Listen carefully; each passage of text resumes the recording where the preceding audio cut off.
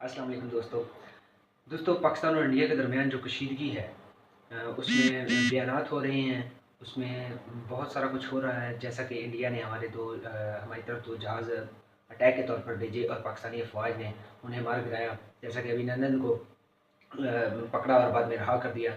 तो वहाँ की जो इस्टेब्लिशमेंट है और वहाँ की जो मोदी सरकार है, उनके जो सरकारी नुमाइंदगान हैं, तर्जमान हैं और उनके अफवाज के जो तर्जमान हैं, वो हमारे सिर्फ़ और सिर्फ पाक फ़ौज के DGISPR जनाब मेजर जनरल आसफ़ गफ़ूर साहब के बराबर भी नहीं हैं।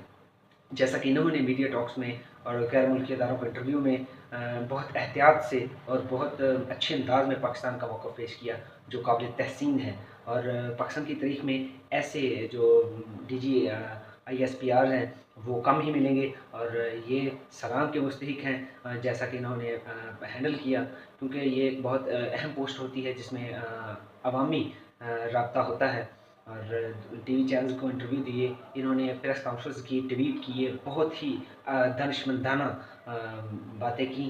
और मैं ये दुआ करता हूँ कि पाकिस्तान को हमेशा अल्लाह ताला कामयाबी से नवाजे और पाकिस्तान की हिफाजत करे और पाकिस्तान की अफवाज का हौसला बुलंद रखे। और ख़ास तौर पर पाकिस्तान के जो DGISPR जनाब जनरल आसफ़ गफ़ूर साहिब हैं, इन्होंने तो कमाल कर दिया।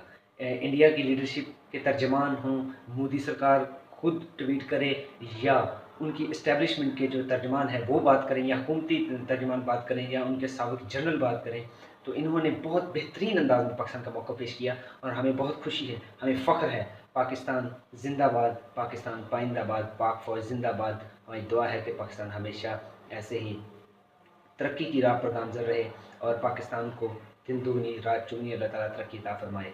आमीन। अस्सलाम वालेकुम।